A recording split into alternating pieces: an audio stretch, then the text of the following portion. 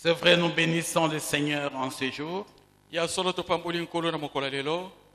et nous nous réjouissons que nous soyons dans la maison de Dieu. Nous avons dit oui à notre Père.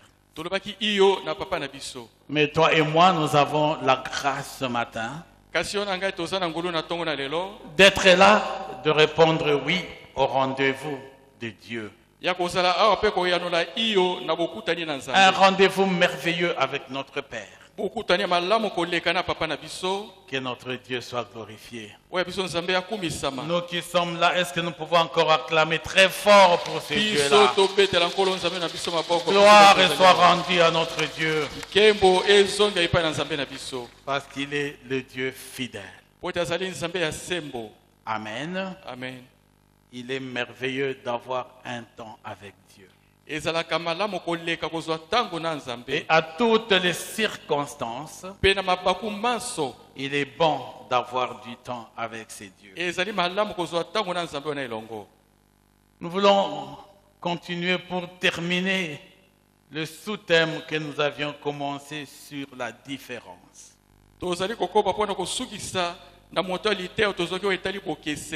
Nous avions lu la parole de Dieu dans les livres de Malachie. Le chapitre 3, le verset 7 à 18. Et ce texte nous a clairement introduit pour comprendre qu'il y a toujours une différence entre ceux qui servent Dieu et ceux qui ne le servent pas.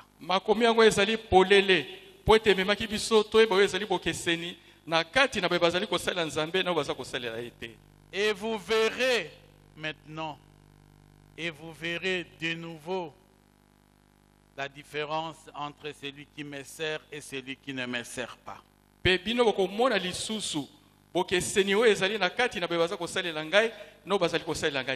La différence, elle n'est pas que matérielle.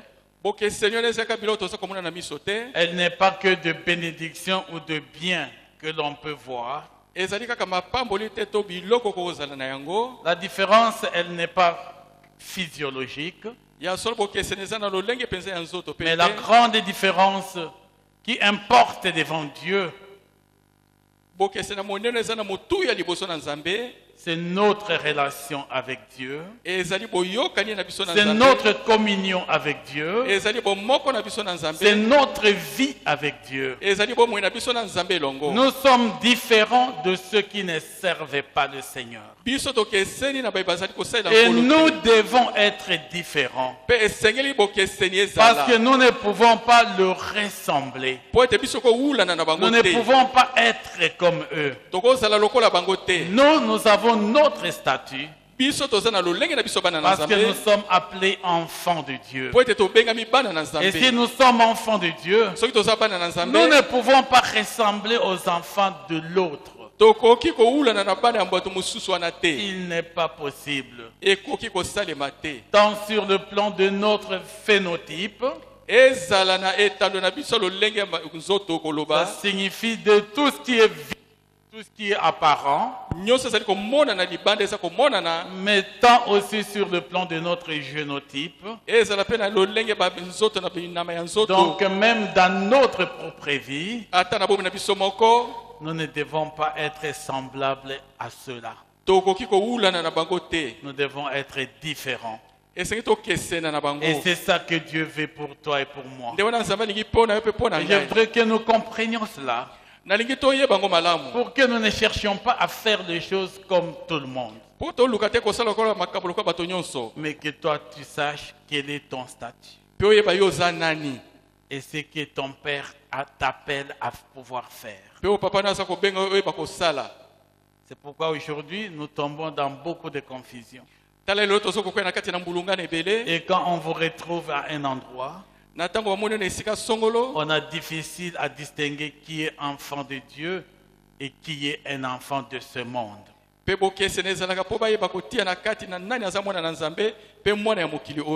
Et des fois, les enfants de ce monde présentent quelques caractéristiques peut-être un peu plus éclairées que nous, les enfants de Dieu.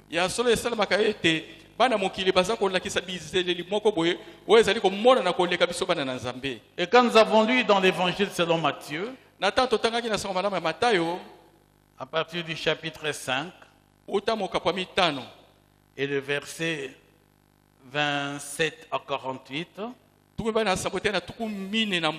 avons compris tout un enseignement que Jésus donnait à ses disciples et même aux pharisiens. Vous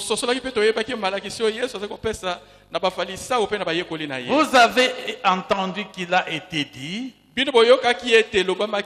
mais moi je vous dis, aimez vos ennemis. Priez pour ceux qui vous persécutent. Faites du bien à ceux qui vous maltraitent. Une différence dans l'attitude, dans le comportement et dans les actes. Nous ne devons pas ressembler et faire les choses comme les font les gens de ce monde. Mais Dieu veut que ton attitude à toi, ton comportement à toi et ta vie à toi soit réellement différent de ce que font les gens qui sont dans le monde. Donc il doit y avoir une différence. Nous ne sommes pas le même et nous ne devons pas nous comporter de la même manière. C'est un thermomètre pour toi et pour moi. Même quand nous ne connaissions pas encore Dieu, que notre comportement, notre attitude, aujourd'hui ne soit pas tel que nous l'avons été quand nous étions encore païens.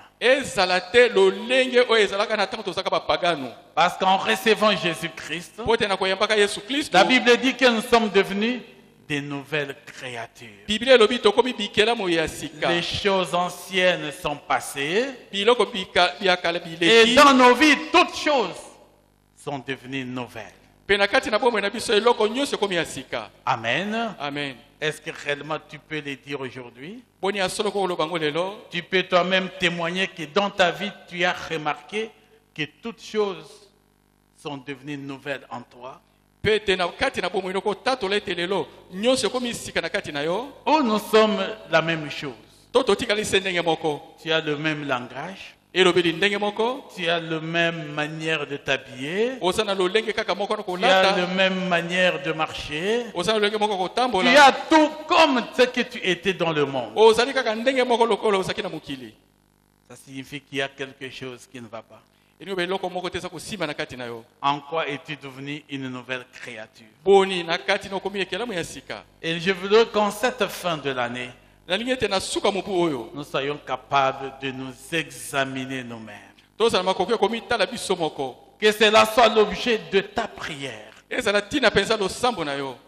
Enfin, Seigneur, que je sois réellement une nouvelle créature. Transforme-moi. Il dit dans les livres, je crois bien, de Malachie, c'est là où nous sommes. Et vous verrez de nouveau une différence. Et l'épître de Paul aux Romains le dit aussi. Soyez transformés par le renouvellement de votre intelligence. Être transformé, avoir toute une nouvelle maintenant en vous, un nouveau statut, devenir une nouvelle créature. Être transformé par le renouvellement. Une intelligence nouvelle, une sagesse nouvelle, un discernement nouveau en tant qu'enfant de Dieu. Et enfin, dans le livre des psaumes, nous avions compris au chapitre 84, verset 11 à 13, que notre Dieu ne refuse aucun bien à ceux qui marchent dans l'intégrité. Notre Dieu ne refuse aucun bien à ceux qui marchent dans l'intégrité. C'est un grand privilège pour toi et pour moi. Si ce Dieu tout-puissant peut se disposer à nous accorder tout ce dont nous lui demandons, ce que tu peux demander à Dieu, il te le donne. Il ne refuse aucun bien à ceux qui marchent dans l'intégrité. Toi qui marches dans la crainte de Dieu. Toi qui marches dans l'obéissance de Dieu. Toi qui marches fidèlement selon les instructions de Dieu. Dieu ne te refusera aucun bien. Dieu ne te refusera aucun bien. Il sera toujours avec toi. C'est ça qui nous a conduits en cette période de la fin de l'année, afin que nous soyons capables d'examiner nos propres vies, afin que nous soyons capables de regarder au fond de nous-mêmes. Depuis que je connais Jésus-Christ, qu'est-ce qui a changé à moi? Et qu'est-ce qui n'a pas changé à moi? Qu'est-ce qui résiste encore au changement? Parce que Dieu est tout puissant et rien ne peut résister à la puissance de Dieu. Voilà mon frère, ma soeur, ce qui doit nous aider réellement à entamer l'année nouvelle avec une réelle transformation dans nos vies. Mais qu'est-ce qui fait que nous puissions réellement changer? Qu'est-ce qui fait la différence en nous? Qu'est-ce qui doit faire que je sois différent de l'autre? Et c'est avec cela que nous voulons clôturer ce sous-thème. Comprendre ce qui apporte la différence. Comprendre ce qui produit en nous la différence. Ce qui me pousse à être différent de l'autre. Pour que je n'imite pas ou je ne ressemble pas à mon frère ou à ma sœur du monde. Même pour qualifier l'autre qu'il est du monde, qu'est-ce qui est à moi de différent de lui, pour que je puisse moi être d'une autre nature que lui. Et je me recondise la parole de Dieu dans les livres, l'épître de Paul aux Galates. Nous lisons au chapitre 5, verset 16. L'épître de Paul aux Galates, chapitre 5, verset 16 à 26. Et ici, nous comprenons bien ce que l'apôtre Paul était en train de dire aux Galates, afin de leur donner la différence entre ceux qui sont en Christ et ceux qui ne le sont pas. Entre ceux qui marchent selon Christ et ceux qui marchent selon le monde. C'est ça qui nous donne la différence. Et il dit ceci dans la parole de Dieu. Je commence par le verset 16. Je le dis donc, marchez selon l'esprit, et vous n'accomplirez pas le désir de la chair. Marchez selon l'esprit, et vous n'accomplirez pas le désir de la chair. Parce que quand nous recevons Jésus-Christ dans notre vie comme Sauveur et Seigneur, quand nous confessons accepter Jésus, la Bible dit ce jour-là, et c'est bien attesté dans les livres d'Éphésiens, le chapitre 1er, verset 13, que l'Esprit de Dieu nous est donné ces jours-là. L'Esprit de Dieu vient à nous comme un gage, comme un sceau divin pour attester que nous sommes devenus les enfants de Dieu. Ça signifie que nous avons désormais en nous l'Esprit de Dieu. Et quand l'Esprit de Dieu est en nous, l'Esprit de Dieu, c'est celui qui nous conduit maintenant dans la vérité et dans la justice. Celui qui n'a pas reçu Jésus n'a pas d'Esprit de Dieu. Celui qui n'a jamais reçu Jésus, il n'a pas en lui l'Esprit de Dieu. Et c'est cet Esprit de Dieu qui nous différencie de ceux-là qui sont dans le monde, qui n'ont pas Christ dans leur vie.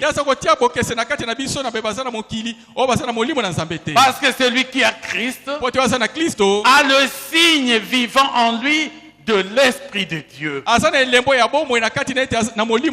pourquoi l'apôtre Paul pouvait dire: marchez selon l'Esprit. Donc marchez selon cet Esprit qui est en vous. Et vous n'accomplirez pas le désir de la chair. Parce que la chair a des désirs qui sont contraires à ceux de l'Esprit. Et l'Esprit a des désirs qui sont contraires à ceux de la chair. Amen. Amen. Est-ce qu'on peut acclamer le Seigneur notre Dieu? Marchez selon l'Esprit et vous n'accomplirez pas le désir de la chair. Si vous marchez selon l'Esprit de Dieu qui est en vous, vous ne serez pas dominé par la chair. La chair ne prendra pas le dessus sur vous. La chair n'apportera pas son influence pour dominer votre vie. Donc vous n'obéirez pas au désir ou au plaisir de la chair. Et c'est ça la différence. Un enfant de Dieu marche selon l'Esprit qui domine toutes choses en lui. Et celui qui est du monde, il marche selon le désir, le plaisir de son corps. Et c'est le corps qui dicte toutes choses en lui. Voilà pourquoi il y a une différence, sinon une compétition et même un combat entre l'esprit et la chair. Mais la Bible nous conseille de marcher selon l'esprit afin de ne pas accomplir le désir de la chair. Car la chair a des désirs contraires à ceux de l'esprit. Et l'esprit en a de contraires à ceux de la chair. Ils sont opposés entre eux, afin que vous ne fassiez point ce que vous voudriez. Amen. Amen. Amen. Amen. Dieu veut que dans nos vies, tel que l'apôtre Paul le disait aux Galatiens et aux Galates, que nous ne devons pas chercher à faire ce que nous voudrons. Parce que si vous respectez la conduite de l'Esprit de Dieu, vous n'allez plus faire des choses que vous voulez faire vous-même. Vous serez attentif à l'écoute des instructions de Dieu. Et c'est ça la vie de nous les enfants de Dieu. Avant de poser un acte, je dois demander à Dieu: est-ce que je peux faire ça? Est-ce que je peux aller là-bas? Est-ce que je peux manger ça? Afin que je ne fasse pas les choses selon moi, ou selon mon propre vouloir, mais que je fasse les choses selon que l'Esprit de Dieu me conduit de faire. Parce que ceux qui sont dans la chair, ils font selon le désir de leur chair. J'ai soif parce que mon corps a soif. Je peux prendre tout ce que je veux. Parce que la soif pour la chair n'est pas seulement étanchée par l'eau. Vous allez prendre la bière, vous pouvez prendre la drogue, vous pouvez prendre toutes les autres choses qui soumettent le corps à la dépendance. Amen. Amen. Amen. Amen. Mais quand nous sommes selon l'Esprit, nous ferons ce que l'Esprit de Dieu nous commande de faire. Si vous êtes conduit par l'Esprit, vous n'êtes point sous la loi. Vous n'êtes plus soumis à la loi. Mais vous vivez la liberté de l'Esprit de Dieu. C'est pourquoi la Bible dit que là où il y a l'Esprit de Dieu, il y a la liberté. La liberté de percevoir les choses, non pas comme le monde le perçoit, mais tel que Dieu le perçoit. Nous ne sommes plus esclaves de la loi pour suivre ce qui a été scrupuleusement noté, mais nous obéissons maintenant à l'Esprit de Dieu qui nous a été donné comme un don de Dieu pour nous conformer à la volonté de Dieu. Pour nous conformer à la volonté de Dieu. Et le verset que tout le monde connaît, même si nous ne le mettons pas en pratique, mais quand on parle des fruits de l'esprit et les fruits de la chair, nous les connaissons tous. Et la Bible dit, or les œuvres de la chair sont manifestes. Les œuvres de la chair, ce qui est contraire à l'esprit. La chair nous pousse à faire quoi? La chair nous pousse à commettre quelles œuvres? Ou accomplir quelles œuvres? Les œuvres de la chair sont manifestes. Ce sont l'impudicité, l'impureté, la dissolution, l'idolâtrie, la magie, les inimitiés, le querelle, le jalousie, les animosités, les disputes, les divisions, le secte, l'envie, l'ivrognerie, les excès de table et les choses semblables. Je vous dis d'avance, comme je l'ai déjà dit, que ceux qui commettent de telles choses n'hériteront point le royaume de Dieu. N'hériteront point le royaume de Dieu. C'est ça. Disons, la chair nous pousse à commettre ces actes. Ces œuvres-là sont les œuvres de la chair. Donc, quand il y a en toi déjà l'esprit de dispute, tu es difficile à pouvoir te concilier avec les autres. Tu es difficile à te réconcilier avec les autres. Tu veux vivre les inimitiés. Tu ne peux pas trouver réellement un ami. Tu as toujours le querelle. Vous ne pouvez pas discuter pendant 2-3 minutes sans que ça devienne de querelle.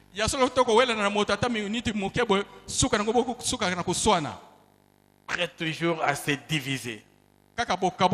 Tout ce que tu ne vois, ce n'est que la division. Tout ce que tu peux expliquer, ce sont les divisions. Il y a toujours des groupes. Il y a toujours des gens qui sont divisés. Il y a toujours des gens qui sont ceci ou cela.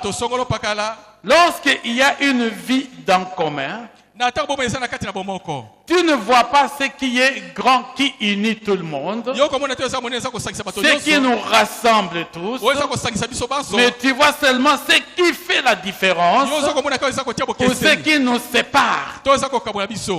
Or, la vraie différence, c'est entre les choses de la chair et les choses de l'esprit. La vraie différence, ce n'est pas parce que nous n'avons pas parlé la même chose. La vraie différence, ce n'est pas parce que nous ne regardons pas peut-être tous de la même manière.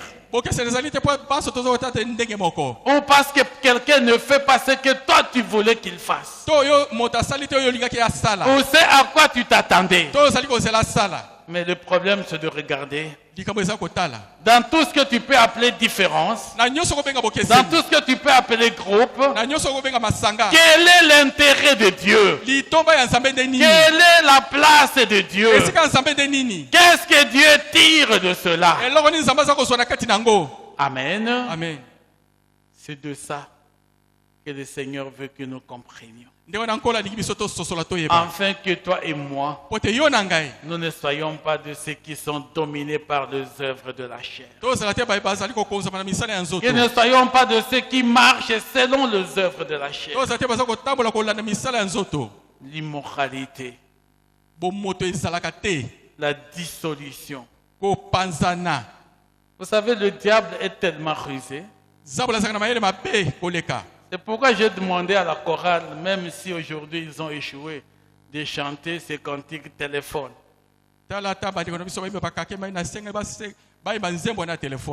Ils ont quand même réussi de l'introduire. Hein?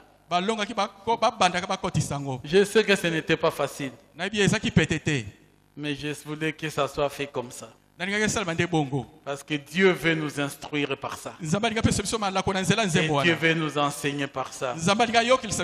Nous pouvons acclamer le Seigneur pour notre chorale. Merci beaucoup, que Dieu vous bénisse et faites encore beaucoup d'efforts. Et que nous tous nous fassions beaucoup d'efforts. Dieu veut que nous vivions la différence. Mais pas la différence de nos appréciations propres. Mais la vraie différence selon Dieu, c'est celle qui émane de la compréhension de la marche selon l'esprit et de la marche selon la chair. Et c'est ça qui va nous accorder de marcher dans la volonté de Dieu. Et il dit au verset 22, mais le fruit de l'esprit, c'est l'amour, la joie, la paix, la patience, la bonté, la bénignité, la fidélité, la douceur, la tempérance.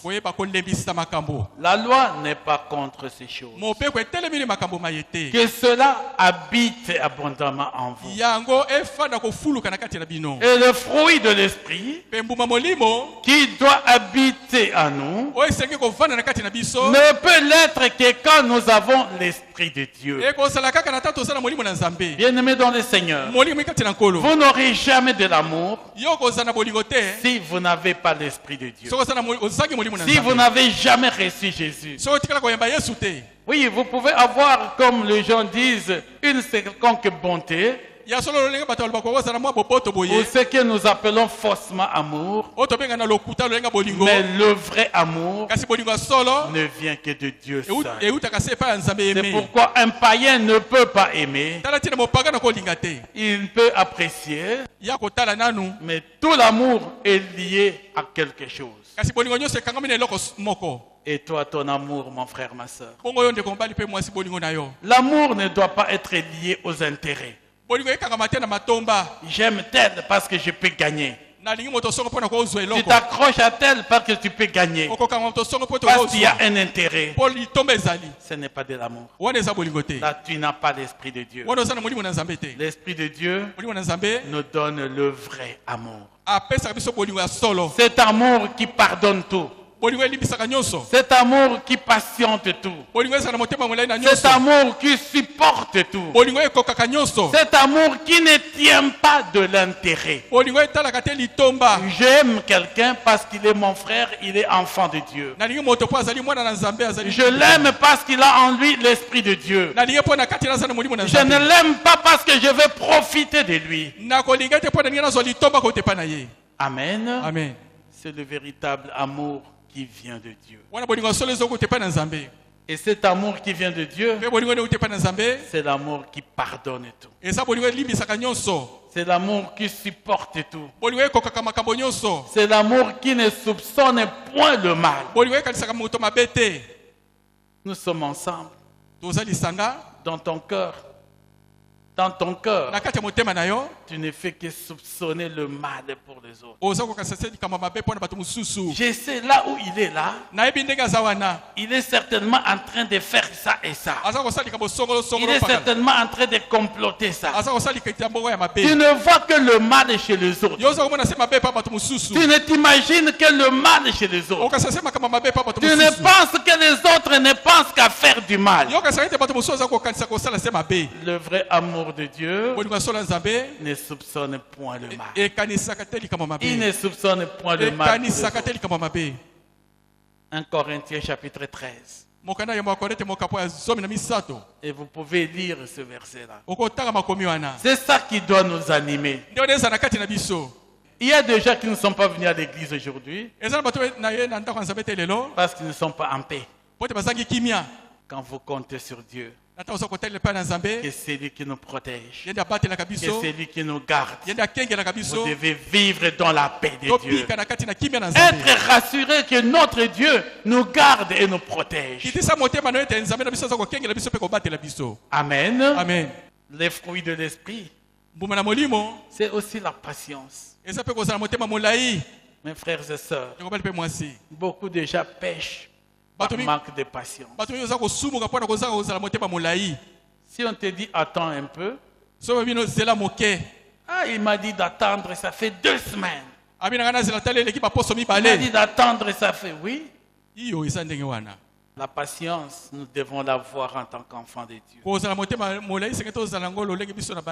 Et quand nous patientons avec Dieu,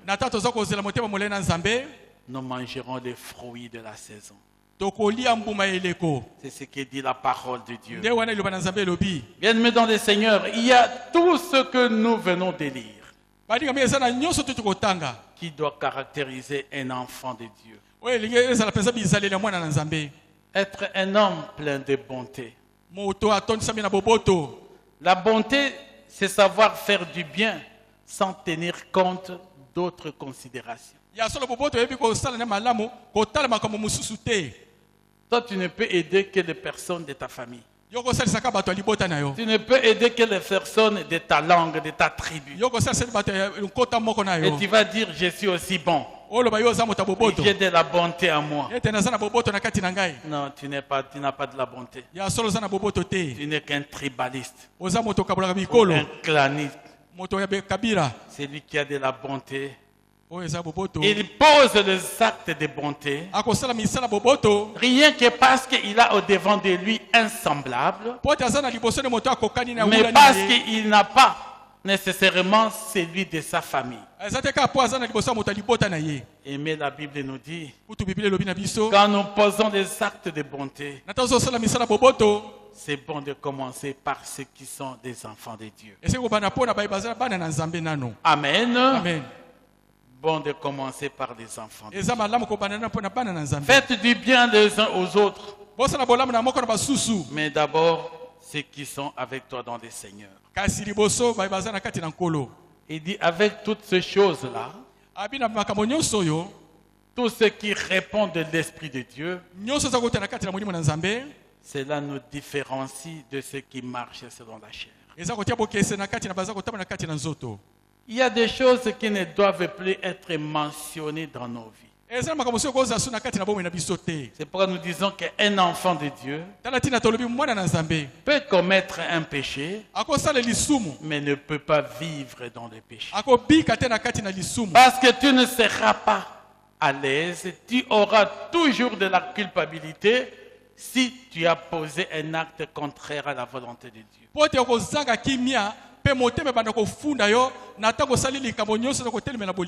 Parce que l'Esprit de Dieu qui est en toi va toujours te rappeler que tu as mal fait. Mais aujourd'hui, toi tu fais beaucoup de choses qui ne sont pas correctes. Et ton conscience, l'Esprit de Dieu ne te reproche rien. Il faut t'interroger, mon frère, ma soeur. Est-ce que l'Esprit de Dieu travaille encore en toi? Ou tu as étouffé l'Esprit de Dieu? Le chrétien peut étouffer l'Esprit de Dieu. Ça signifie que tu as reçu Christ dans ta vie. Mais tu t'es mis à commettre de péchés. Et tu n'écoutes plus l'Esprit de Dieu. Et tu rends l'Esprit de Dieu inopérant en toi. Amen. Amen. La Bible dit, le corps sera détruit afin que Dieu puisse sauvegarder l'esprit. C'est comme ça que vous pouvez trouver certains chrétiens qui peuvent mourir d'une certaine manière sans qu'on dise on ne s'y attendait pas.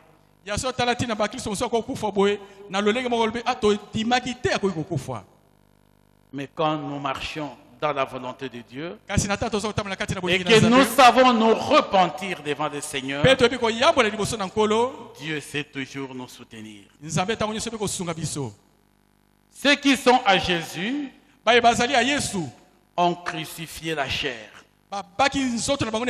avec ses passions et ses désirs. Quand vous êtes à Christ, vous vous identifiez à Jésus-Christ, à la croix de Golgotha. La chair et ses désirs et ses passions ont été crucifiés à la croix de Golgotha. Maintenant, moi qui suis en Christ, si je suis arrivé à sacrifier à la croix de Golgotha le désir de la chair, les passions de la chair, ce qui fait qu'en moi, c'est l'Esprit de Dieu qui domine maintenant. L'Esprit de Dieu domine dans ma vie. Parce que j'ai sacrifié les passions et les désirs de la chair. Ceux qui sont en Christ ont crucifié la chair. Ils ont crucifié leurs passions. Ils ont crucifié leurs désirs. Ils les ont donnés à Jésus-Christ afin que par la crucifixion il y ait dans nos vies la prédominance de l'Esprit de Dieu. Donc la crucifixion nous donne de pouvoir relever en nous l'Esprit de Dieu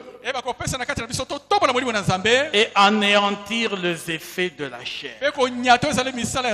Nous avons crucifié la chair avec ses désirs et ses passions. Ainsi, si nous vivons par l'Esprit et nous marchons aussi selon l'Esprit. Donc ne cherchez pas une vaine gloire en pouvant provoquer les uns les autres, en nous provoquant les uns les autres et en portant envie les uns aux autres. Amen. Amen. Le diable a créé beaucoup de mécanismes pour pousser les enfants de Dieu à toujours essayer de montrer l'exaltation de la chair. Moi, je sais faire ça plus que lui. Nous disions que la volonté de Dieu, c'est que ta vie et ma vie soit dominée par les fruits de l'Esprit de Dieu. Ce sont ces fruits de l'Esprit de Dieu qui sont fondés sur la présence de l'Esprit de Dieu dans ta vie, qui apportent la différence entre nous les enfants de Dieu et ceux qui sont du monde. Donc les œuvres de la chair, c'est la caractéristique de personnes qui n'ont pas Christ dans leur vie. Donc toi qui es enfant de Dieu, tu ne dois pas vivre dans la jalousie. Tu n'as pas besoin d'envier le méchant, ni même pas envier ton frère et soeur dans le Seigneur.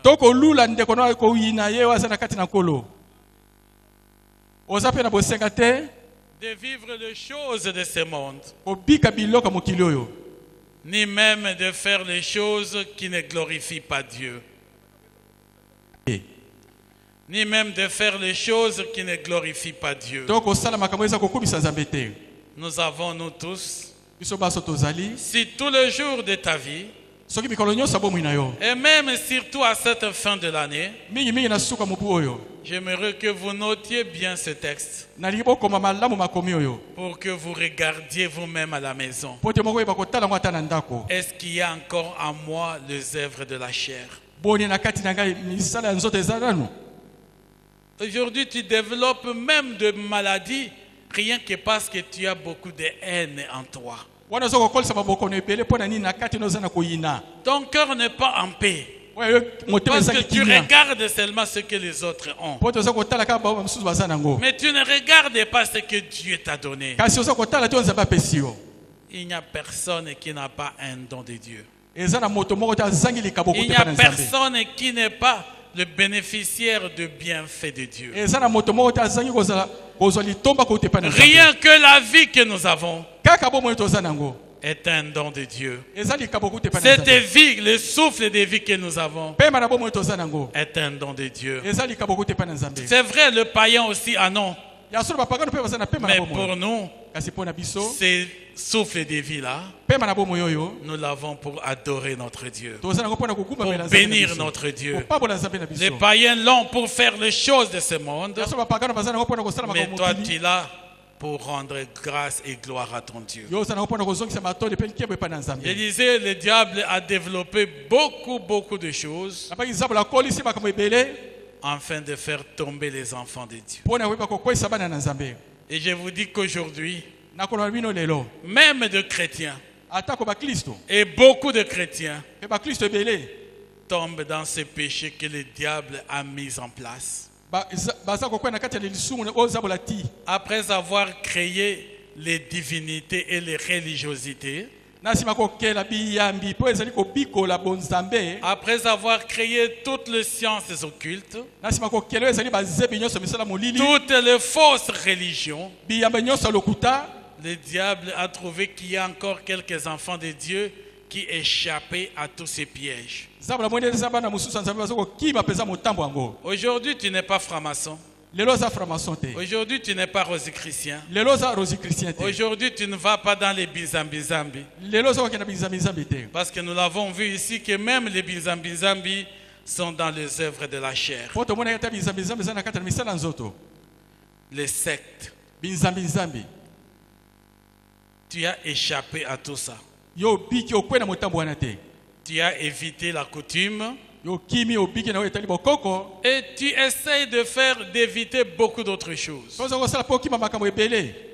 Mais qu'est-ce que le diable a fait? Je vais vous donner juste un seul cas qui était à la base de ce cantique-là. Qui a son téléphone avec lui? Qui peut montrer son téléphone là? Enlevez-le dans vos sacs. Prenez bien votre téléphone. Je sais que tout le monde en a. Vous pouvez manquer les poulets à manger à la maison. Il n'y a peut-être pas le riz. Mais au moins le téléphone, vous l'avez. Amen. Amen. Vous voyez ce téléphone-là? En fait, son travail qui a été donné à ce téléphone, c'est de communiquer, transmettre un message, dire à quelqu'un comment vous allez. Pour ceux qui ont les smartphones, ils peuvent encore garder des choses là-dedans. Tu peux y mettre tes numéros de compte, quelques informations beaucoup plus importantes. Mais vous savez aujourd'hui à quoi ça sert? C'est devenu la centrale du diable. C'est ce qui est devenu ici la centrale démoniaque. Si j'ai demandé aux hommes mariés là-bas, est-ce que votre épouse connaît les codes de votre téléphone? Vous allez voir, c'est peut-être 1%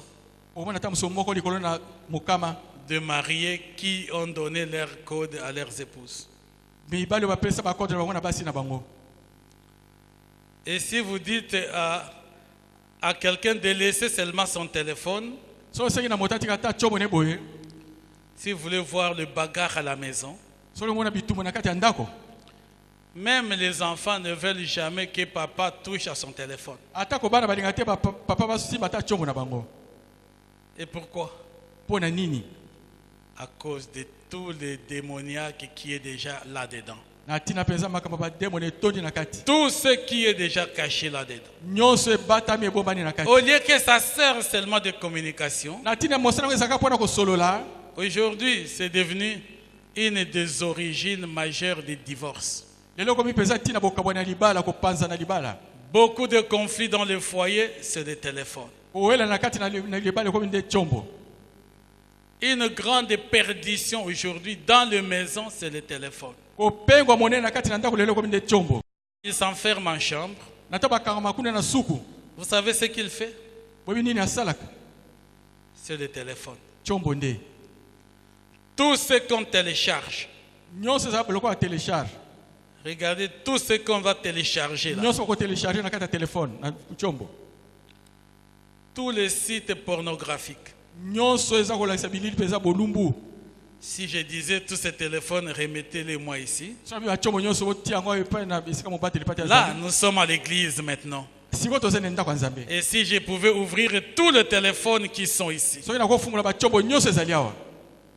et vous montrer ce qu'il y a là-dedans, vous allez vous demander, est-ce que nous sommes des chrétiens? Est-ce que nous sommes venus vraiment prier?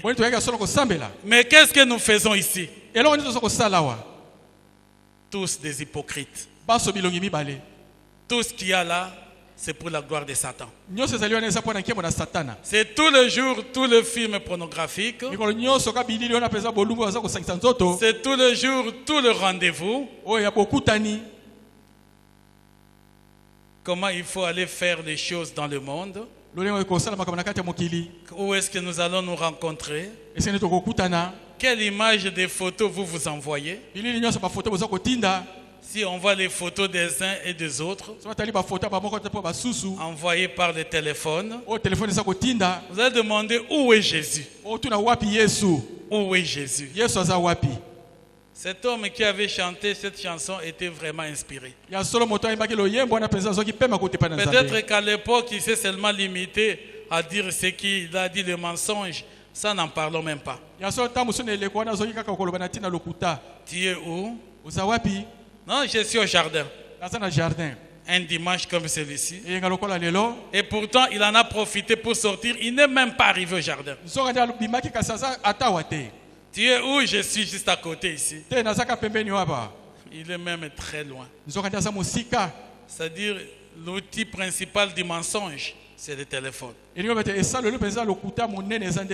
la Bible dit qui est le père de mensonge? Qui est le père de mensonges? Satan est le père de mensonges. Toutes les fois que vous montez là, vous trouvez la grande centrale de Satan. Et je crois que c'est la chose que vous protégez la mieux. Pour les hommes, pour les mamans, toujours bien gardés dans le sac. Vous vous promenez avec le diable partout.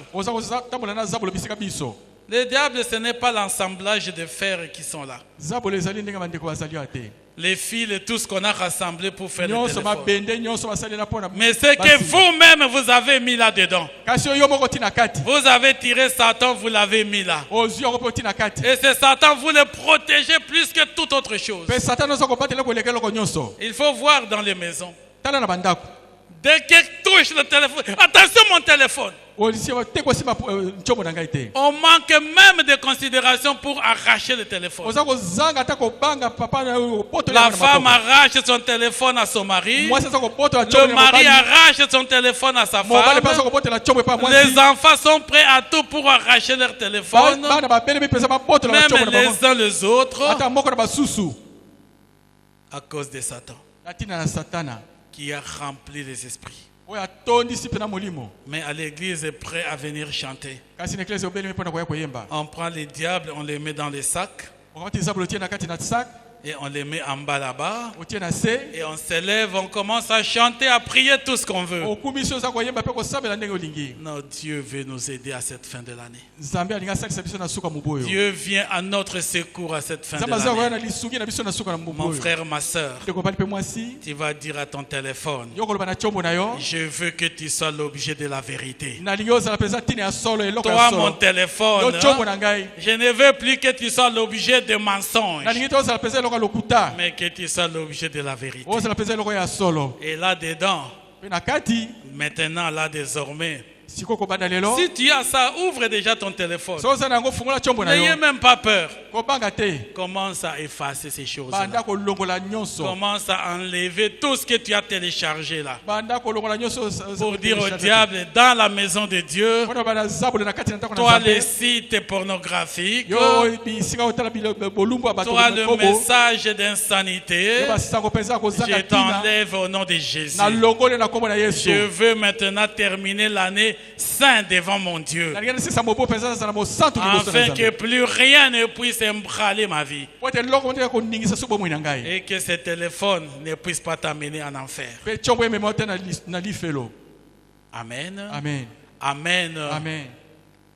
Bien-aimés dans le Seigneur, on ne peut pas permettre qu'il y ait quelque chose qui nous place dans une vie d'hypocrisie. C'est à tout moment, on regarde, on efface des messages. Il ne faut pas qu'elle voie. Il ne faut pas qu'il voie ça. Je dois effacer tous les messages. Vous voyez comment les gens gèrent ça.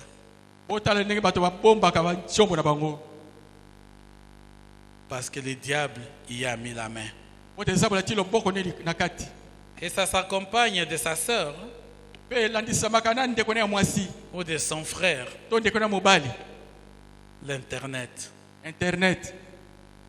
Et c'est ça qui est devenu un problème. On est prêt à raconter des choses et des choses.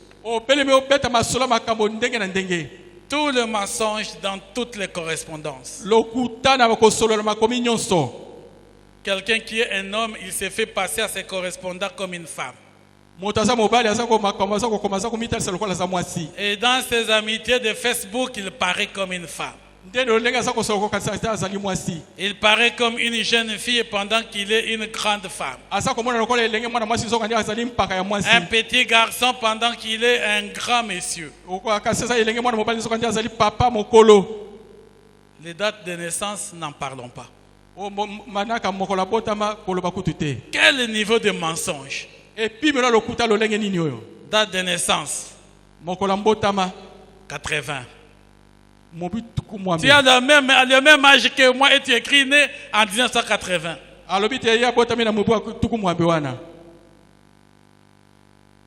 Dieu ne prendra jamais un coupable pour innocent. Vous cachez aux hommes et vous ne cachez pas à Dieu. Dieu connaît ces choses. On n'a pas l'habitude de le prêcher dans les églises. Mais moi, l'Esprit m'a convaincu aujourd'hui de vous en parler. Parce que Dieu veut qu'il y ait une vie de sainteté, de sanctification au milieu de ses enfants dans cette église. Même s'il reste 5 qui obéissent à Dieu. Et si vous tous vous n'obéissez pas, moi j'obéirai à Dieu. Et moi je marcherai avec lui dans la vérité jusqu'à la fin de ma vie. Dieu a besoin de toi. Mon frère, ma soeur, que le plaisir de ce monde ne t'entraîne pas dans ça. Tu fêtes 500 amis sur Facebook. 60 ou 1000 amis sur tel et tel autre réseau. Tu leur racontes quoi? Tu es dans un réseau de mensonges, dans un réseau d'impudicité, dans un réseau d'incrédulité et rien de Dieu. Aucune vérité avec Dieu. Que le téléphone ne t'amène pas en enfer. La Bible dit, si c'est ton bras qui est la cause des péchés pour toi, coupe le bras. Mieux vaut entrer au ciel manchon que d'aller en enfer avec les 2 bras. Si c'est ton œil, il dit enlève l'œil. La convoitise des yeux, c'est toujours cet œil qui me pousse à pécher. La Bible dit enlève même l'œil. Mieux vaut entrer dans le ciel et borgne que d'avoir les 2 yeux et d'aller en enfer. Et si Dieu peut te demander de couper un membre de ton corps, et à plus forte raison le téléphone, s'il te met en péché, jette-le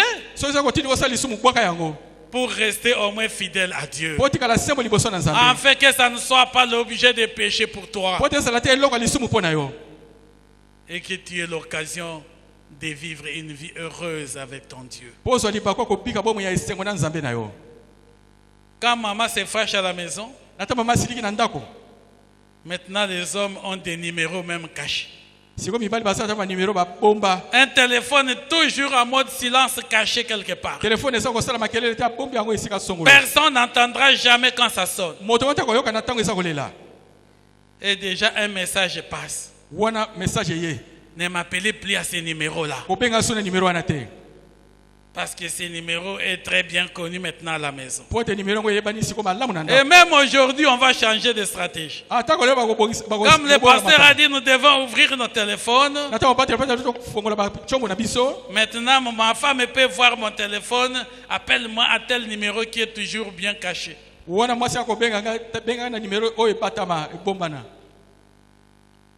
Nous devons désirer rencontrer le Seigneur Jésus. Prépare ta rencontre avec ton Seigneur.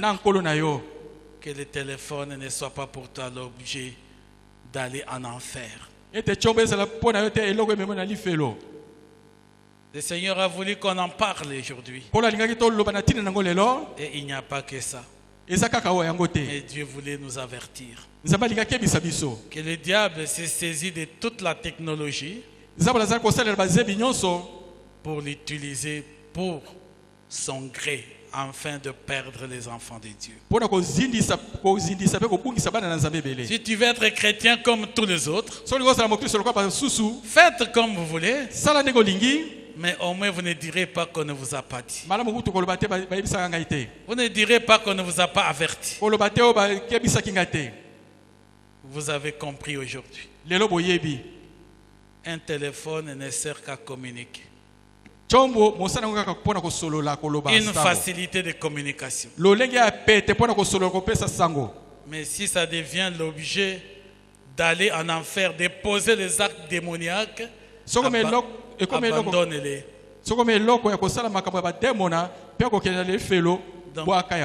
Enlevons dans nos téléphones tout ce qui fait l'objet des diables.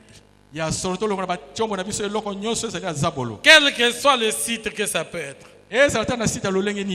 Moi j'ai même demandé, il y avait dans mon téléphone les YouTube. J'ai dit il y a trop de choses même dans YouTube. Même s'il y a nos films, c'est que plusieurs fois représentés dans des films sur YouTube. Mais si ça t'entraîne dans d'autres films, efface tout ça. Mieux vaut entrer au ciel dans la joie que de perdre le ciel à cause d'un téléphone.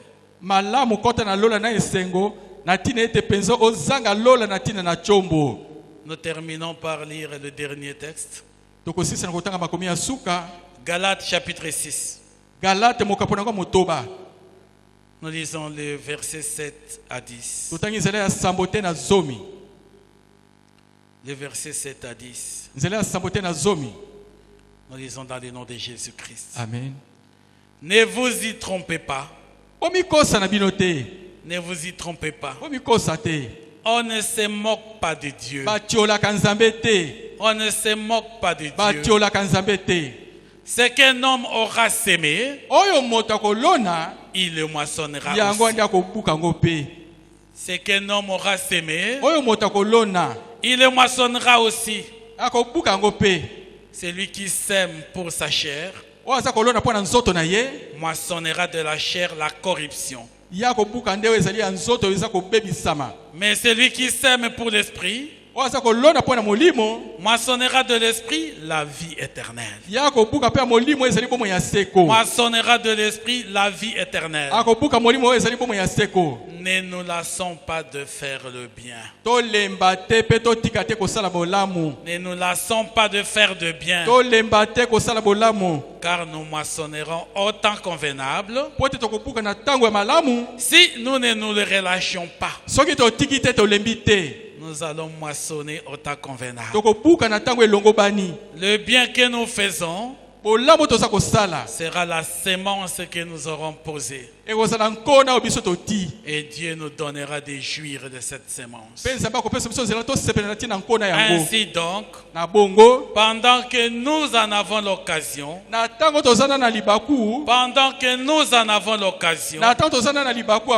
pratiquons le bien envers tous. Et surtout envers les frères et sœurs en la foi. Pendant que nous en avons l'occasion, pratiquons le bien envers tous. Faisons du bien envers tous. Et surtout pour des frères et sœurs en Jésus-Christ. C'est ce que le Seigneur nous dit. Que Dieu bénisse sa parole. Amen. Amen, amen.